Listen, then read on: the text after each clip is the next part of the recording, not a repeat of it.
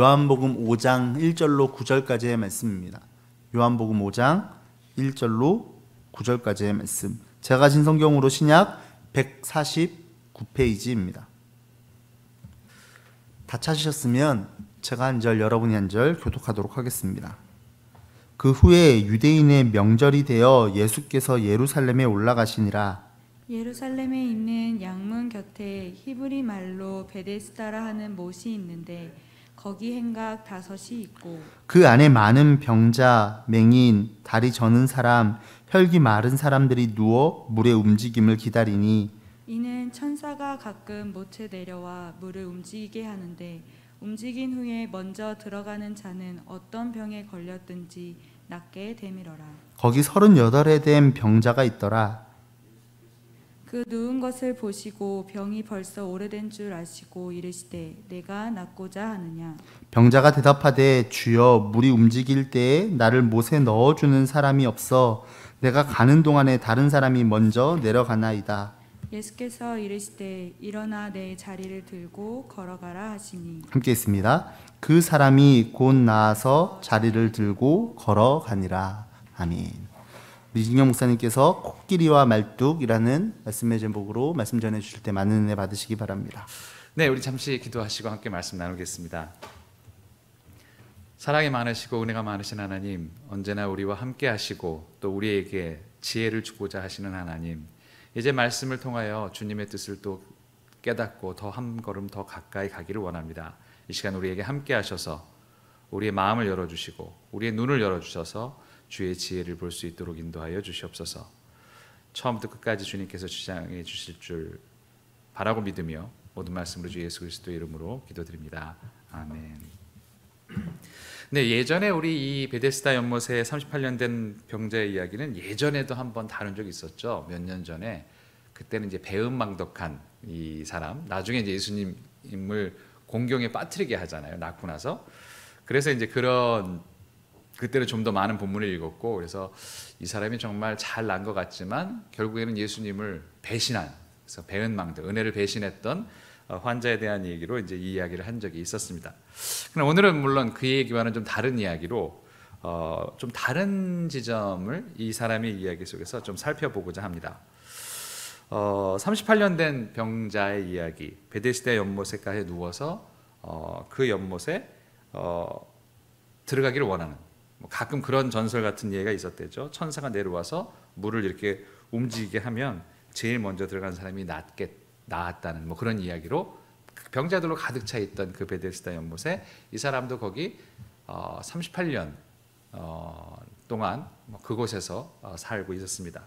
38년 동안 살았는지 아니면 아픈 동안 언제부턴가 몇 년 동안 거기서부터 살았는지는 밝혀지지 않지만 꽤 오랜 세월 동안 그곳에 있었던 건 분명한 것 같아요. 예수님이 올라가셔서 예루살렘에 올라가셔서 그 베데스다 연못을 보시고는 그 사람들, 특히 많은 사람들 중 특별히 이 사람을 주목해서 다가가셨습니다. 아마 이 사람이 제일 오래 있었던 모양이에요. 가시고는 그 사람이 누운 것을 보시고 병이 오래된 걸 아시고는 이렇게 말씀하셨습니다. 네가 낫고자 하느냐. 요즘 말로 하자면 막 반말하진 않으셨을 테니까 낫고 싶습니까? 이렇게 물어보신 거예요. 근데 이 질문을 이렇게 생각해 보면 좀 약간 이상하죠. 아니, 거기 있는 사람 중에 낫고 싶지 않은 사람이 어디 있겠어요? 근데 그렇게 물어보신 거예요. 처음 물어보실 때 낫고 싶습니까? 이렇게 물어보신 거죠. 사실은 이렇게 말씀하셨던 게 더 적절했을 것 같아요. 낫게 해줄까요? 이게 더 적절했겠죠. 내가 낫게 해줄까?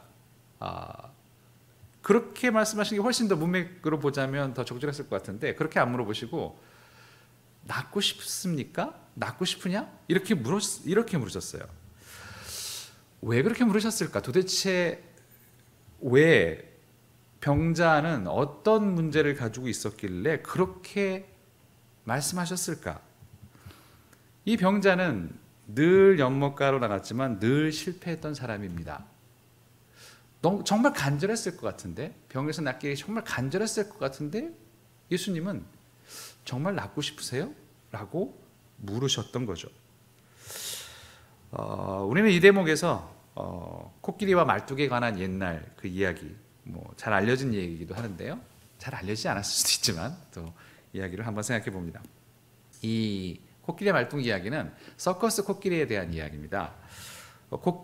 서커스에 보면 늘 코끼리가 등장하죠. 그런데 이제 굉장히 큰 코끼리죠. 뭐 훈련받은 코끼리이고 어려서부터 이제 서커스단에서 자란 코끼리인데 한 5톤 정도 되는 코끼리죠. 코끼리가 성체가 되면 5톤 정도 되니까요. 그런데 5톤 정도나 되는데도 이게 뭐 끝나고 나서 뭐 공연이 끝나고 이러면 이 코끼리를 어디다 묶어두냐면 이렇게 작은 쇠사슬로 해가지고 말뚝에다 이렇게 묶어두는 거예요. 근데 묶여두면 이제 가만히 있는 거죠. 근데 사실 그게 굉장히 이상한 거죠. 5톤 정도 되는 몸집인데 그걸 이렇게 말뚝에다 이렇게 묶어둔다고 그게 묶여 있다는 게 사실은 좀 웃기죠. 맘만 먹으면 사실은 코끼리 정도 힘이 있으면 언제든지 뺄 수 있는 거잖아요. 당기기만 해도 슬쩍만 당겨도 그건 금방 쉽게 뽑힐 수 있는 말뚝이죠. 그럼에도 불구하고 코끼리는 그냥 말뚝에다 묶어놓으면 가만히 있어요. 그게 왜 그러냐면 어릴 때부터 계속 그렇게 묶어놓으면 어릴 때는 쇠사슬에 이렇게 묶여놨을 때 당겨봐야 안 당겨질 거 아니에요. 그래서 계속 뭐 그냥 안 당겨지고 아무리 뭐 힘을 써봐야 뭐 조그만 코끼리가 뭐 얼마나 그걸 말뚝에 있는 쇠사슬을 뽑을 수는 없을 테니까 그러다 보면 그게 점점 커져서 나중에 집채만하게 돼도 그냥 지레 안 될 거라고 생각을 한다는 거죠. 체념하고 살아가는 거죠. 안 될 거야 라고 생각하니까 그걸 뽑을 시도조차도 하지 않는다는 거예요. 그러니까 그 말은 뭐냐면 만성화된 체념이죠. 이건 안 돼 라는 게 어려서부터 그렇게 아예 처음부터 그렇게 된 사람은 사실은 안 된다고 생각돼서 해보려고 하지도 않는다는 거예요. 그게 이제 코끼리와 말뚝의 이야기입니다. 정말 야생 코끼리를 잡아가지고 거기다 그렇게 묶어놓는다? 상상할 수도 없는 일이죠. 야생 코끼리를 잡아가지고 쇠사슬로 이렇게 해가지고 말뚝에다 묶어놓는다? 말이 안 되는 이야기죠. 금방 뽑아버리고 사람을 공격하거나 하겠죠. 그런데 서커스 코끼리는 그렇게 오랜 시간을 그렇게 묶여 있을 때 그냥 시도조차 안 하는 그 체념 상태에 빠져 있는 그게 바로 코끼리 말뚝의 이야기인데요. 심지어는요, 말뚝을 뽑아버려도 그냥 평생 그 주변에서 살게 된다는 이야기도 있습니다. 말뚝이 없어도 그냥 그 주변에 이렇게 있다는 거예요. 말하자면 그건 심리적인 말뚝 같은 거죠. 실제로 말뚝이 없어도 계속 거기에 묶여 있었던 코끼리는 거기를 떠나지 않고 그 주변을 맴돈다는 거예요. 사실 무서운 이야기죠. 어쩌면 이 연못가에서 38년 된 환자는, 이 병자는 바로 그런 상태였는지도 모릅니다. 그러니까 예수님은 바로 그 심리적인 말뚝을 건드리신 거죠. 38년이나 불가능했는데 이제 와서 이게 가능하겠어? 라는 생각이겠죠. 사실 늘 그 자리에 오지만 자기가 늘 먼저 어떻게 노력하면 빨리 들어갈 수 있겠다는 생각도 없는 상태로 거기 와 있는 거겠죠. 많은 다른 환자들처럼. 어차피 그 중에 한 명만 되는데 그게 나을 리가 있겠어? 라는 마음으로 수십 년을 거기서 보냈겠죠. 거기에 예수님이 나타나셔서 그의 말뚝을 건드리십니다. 정말 낫고 싶은 겁니까? 그 말을 통해서 아마 이 사람은 나는 정말 낫고 싶었던 건가를 돌이켜 봤을 거예요. 나는 정말 될 거라고 생각하고 여기서 이렇게 하고 있는 것인가? 그가 가지고 있었던 깊은 체념을 예수님은 그 질문으로 건드리십니다. 그리고는 이렇게 말씀하시죠. 일어나서 내 자리를 들고 걸어가라. 근데 이것도 굉장히 흥미로운 말입니다. 일어나서 내 자리를 들고 걸어가십시오. 당신 자리를 들고 걸어가십시오. 이 말은 사실은 이렇게 말했으면 좀 더 감명했을 것 같아요. 내가 걷게 해주겠습니다.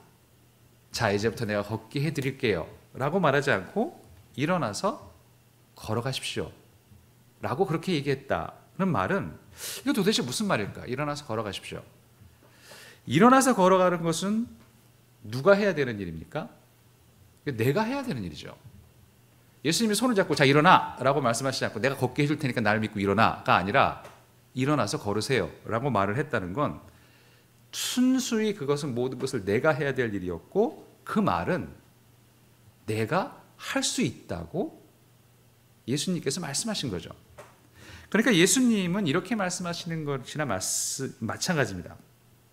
일어나 내 자리를 들고 걸어가라는 말 속에 이미 당신 안에는 능력이 있다. 하나님의 능력이 이미 당신 안에 있으니 일어나서 걸어가라라고 말씀하신 것과 같은 말씀일 수 있습니다.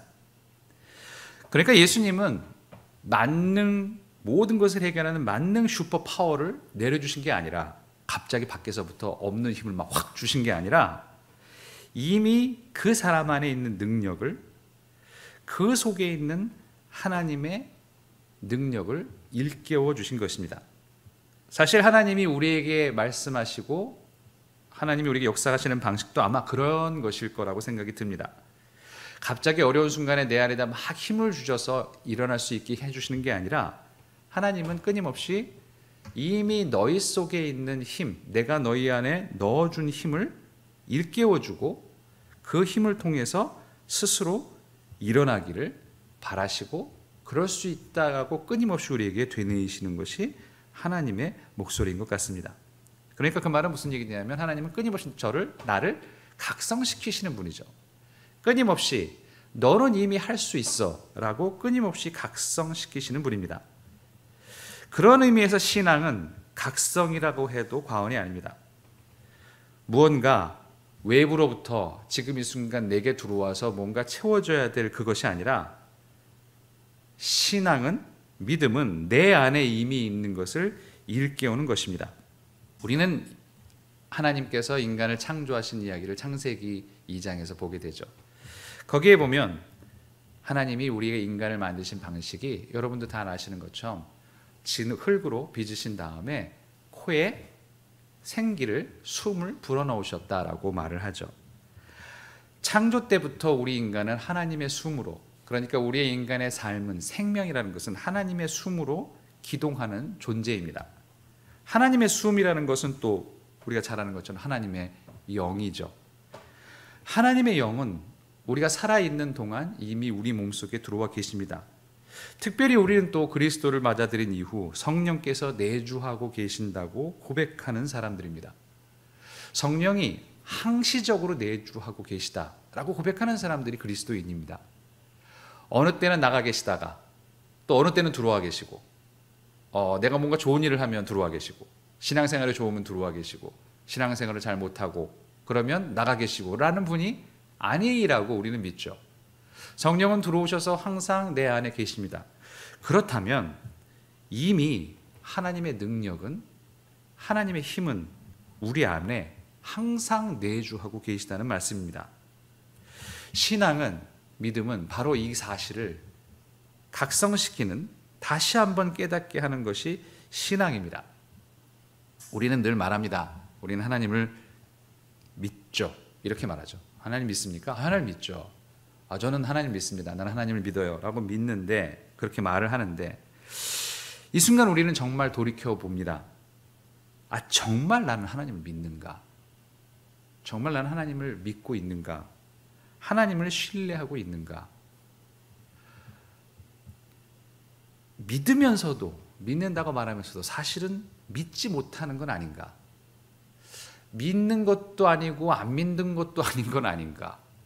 믿는다고 말을 하는데 또 그렇지 않은 것 같기도 하고, 그런 상태는 아닌가?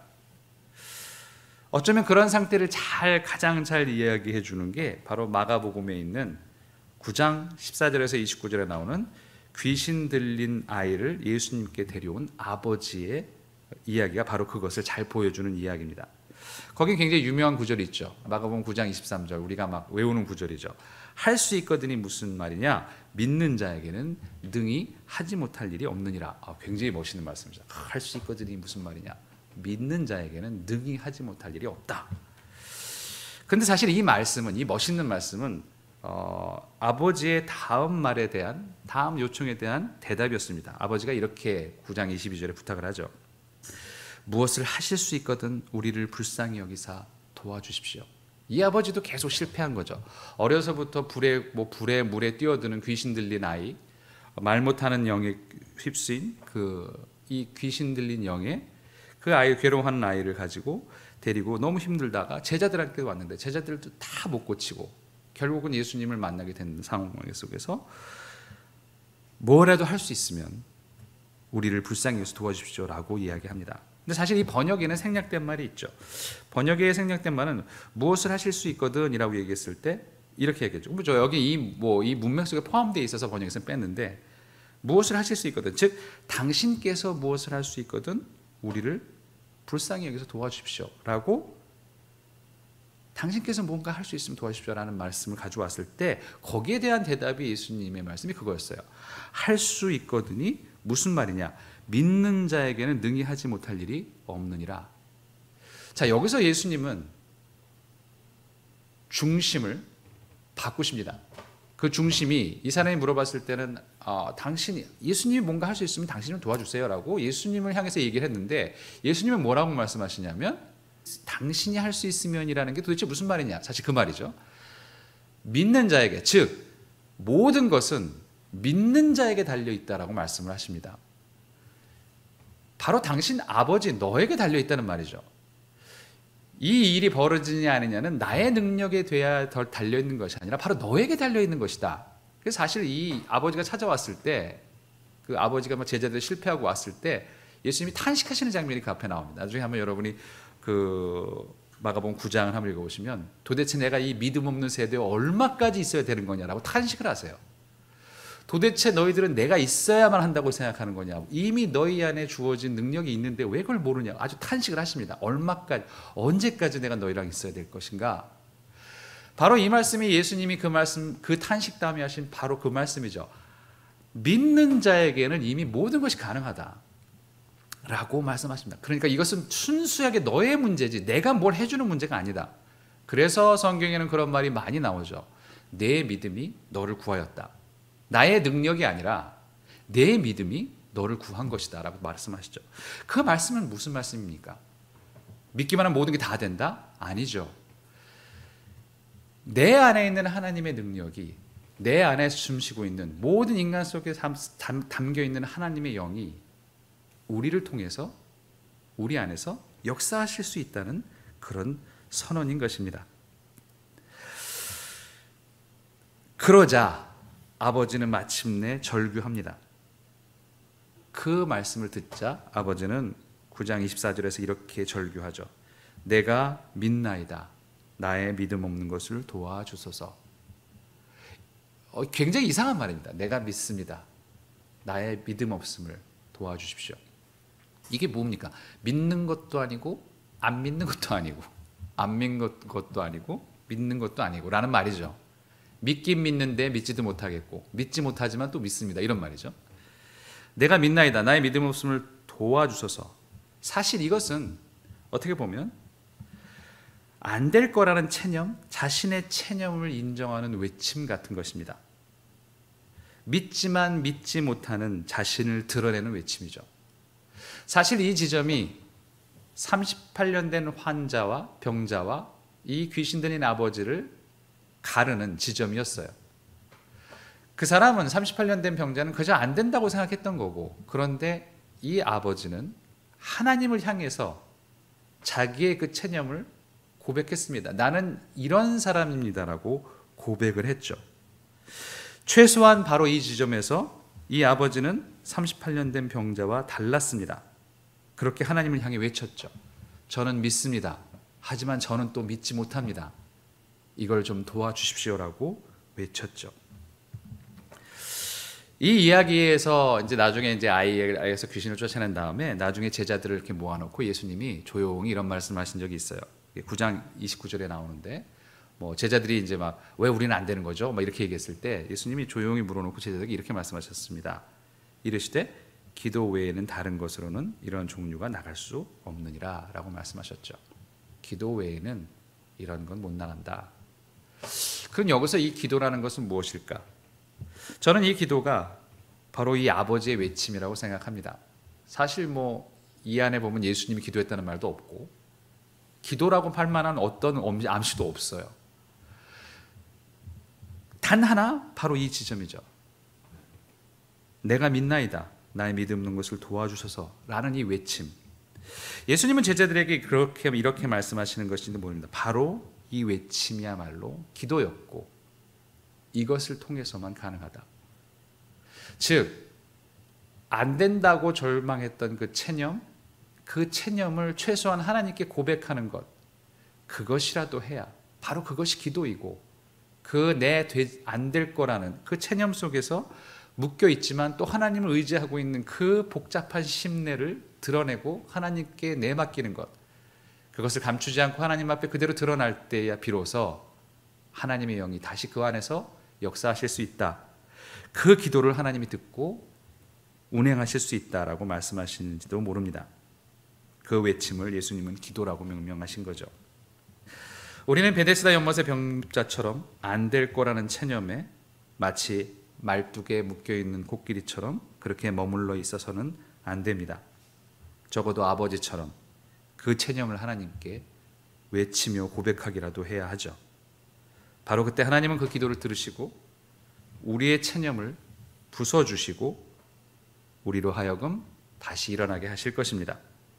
하나님이 이미 우리 안에 주신 그 힘을 가지고 우리가 일어날 수 있도록 만들어 주실 것입니다.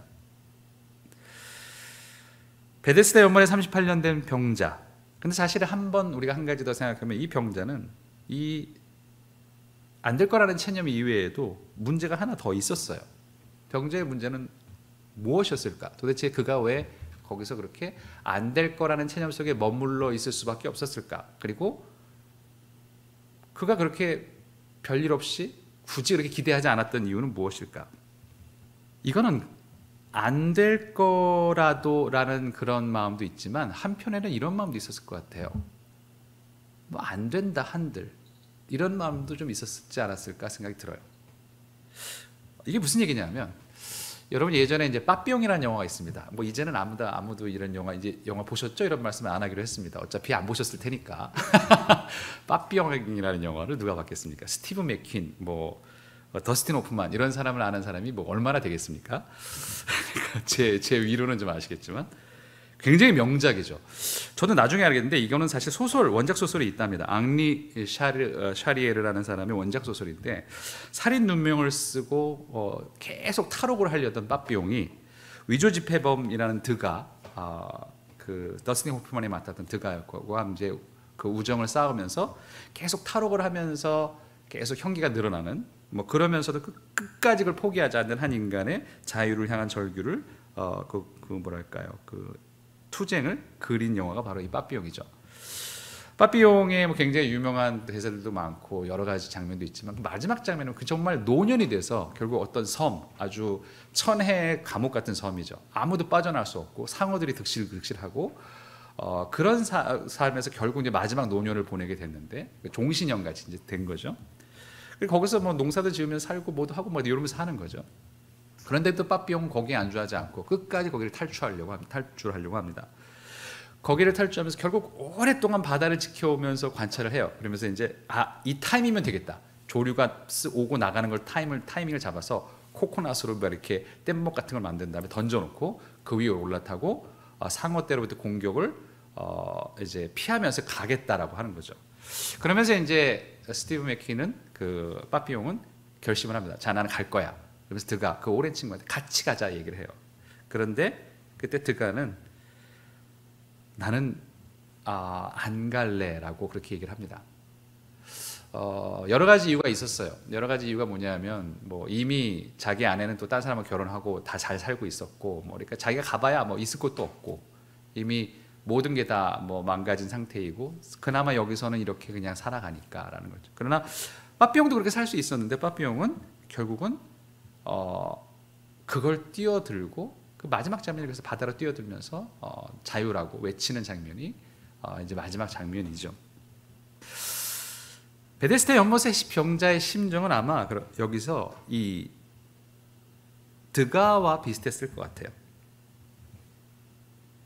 인간은요 익숙하지 않는 삶으로의 진입을 두려워하게 됩니다. 무슨 얘기냐? 더 나빠지지만 않는다면 새로운 것을 시도하려고 생각하지 않습니다. 변화에 대한 두려움이 있죠. 그나마 지금까지 살고 있었던 그 안정감이 없어진다는 것에 대한 두려움이 너무나 큽니다. 상상보다 크죠. 그러니까 지금 당장 죽을 것 같지 않으면 지금처럼 살려고 합니다.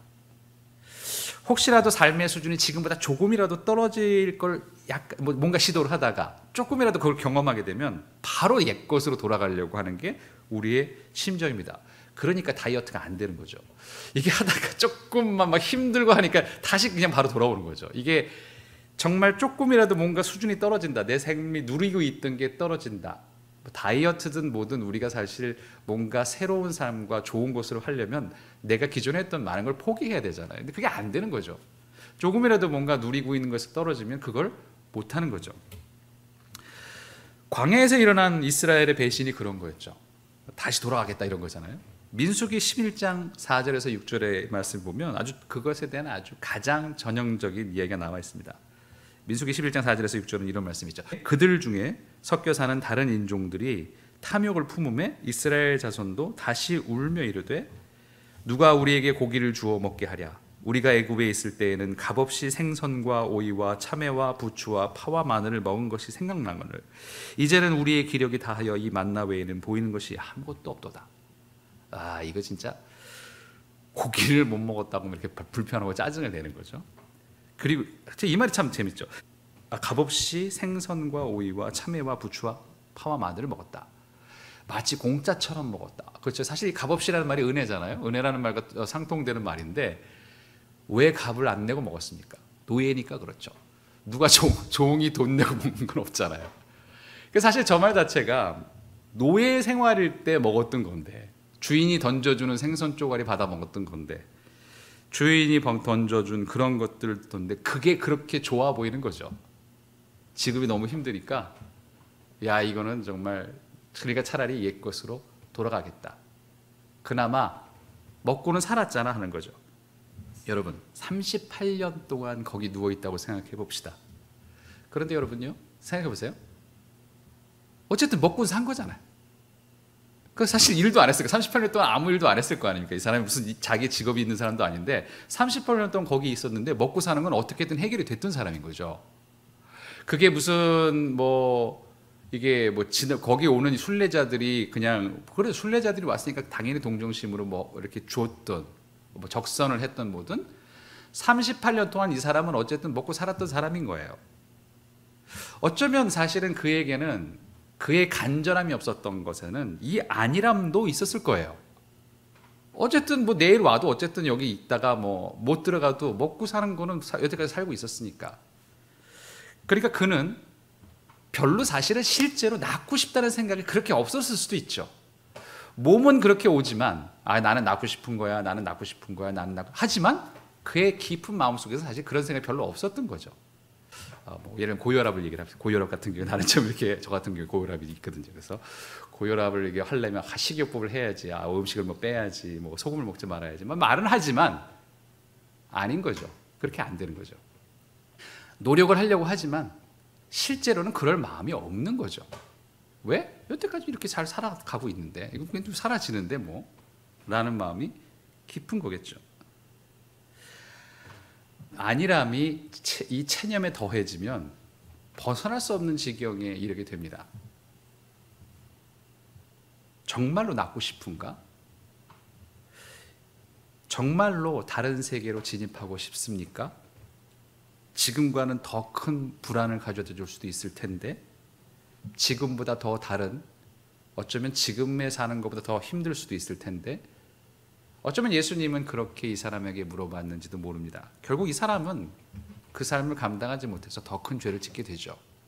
예수님을 배신하고, 그리고 이 사람은 어쩌면 그때를 그리워했을지도 모릅니다. 마치 이 민수기의 백성들처럼, 야, 그때는 어떻게든 순례자들이 적선이나 해주면서 그거라도 먹고 살았었는데 이게 낳고 나서는 이게 도대체 나는 이게 직업도 못 얻고 이게 뭐냐. 이 사람의 인성으로 봐서는 뭘 해도 실패할 사람이죠. 예수님을 그렇게 배반했던 사람이 어디 가면 그런 짓은 안 하겠어요. 계속 그러고 돌아다녔겠죠. 배신하고 잔머리 쓰고. 그러면서 결국 그 사람은 그때가 차라리 나았다고 생각하면서 예수님을 원망하고 살았을지도 모르겠어요. 예수님은 이렇게 우리에게 말씀하시는 분입니다. 정말 낫고 싶습니까? 우리는 우리의 모든 삶의 문제들이 있죠. 삶의 문제들을 가지고 있고 여러 가지 문제들이 있습니다. 생활로 겪는 어려움들도 있고 가족으로 겪는 어려움도 있고 또 모든 어려움들이 있죠. 그런데 실상 그 안에 있을 때 정말 거기서 벗어나고 싶은가? 라고 했을 때 때로는 될 리가 있겠어? 라는 마음이 마음속에 묶여 있는지도 모릅니다. 거기에 만약에 그런 대로 그래도 삶은 돌아가잖아 라는 것까지 합쳐진다면 정말 더 최악인 거죠. 예수님은 끊임없이 우리에게 다가오셔서 우리의 힘으로 걸어가게 하십니다. 일어나라. 손을 잡고 일으키시는 분이 아니라 너가 일어나라. 왜? 그럴 수 있어. 너는 그 안에서 충분히 일어날 수 있는 능력을 이미 하나님께 받은 존재야 라고 우리를 일깨워주시는 일을 지금도 하시는지도 모릅니다. 우리는 좀 더 용기를 냈으면 좋겠습니다. 예수께서 말씀하시는 일어나라. 일어나서 내 자리를 들고 걸어가라. 사실 이 걸어간다는 표현이 돌아다녀라. 원래 원어대로 하면 돌아다니라는 얘기예요. 돌아다니라는 말은 그래서 이 걸어가라는 말을 예전에 이제 성령 안에서 요한일서나 이런 데 보면 성령 안에서 걷는다는 말, 이 걷는다는 말이 산다는 얘기거든요. 그러니까 살아라라는 얘기인 거죠. 자리를 들고 좀 살아라. 돌아다니면서 살아라라는 얘기인 거죠. 예수님은 우리로 하여금 그렇게 말씀을 하십니다. 내 자리를 들고 네가 누워있는 이걸 다 털어버리고 일어나서 좀 돌아다니면서 살아라. 이제 일어나라. 내 안에 힘이 있다라는 말씀을 하십니다.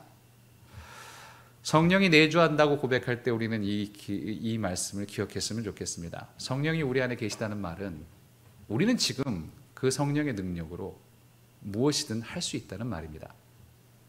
그 말씀을 조금 더 믿고 안 믿어진다면 최소한 아버지처럼 그 사실을 하나님께 고백하며 그 사실을 하나님께 외치며 예수께로부터 하나님으로부터 일어설 수 있는 힘을 얻으시는 저와 여러분 되시기를 주님의 이름으로 축원합니다.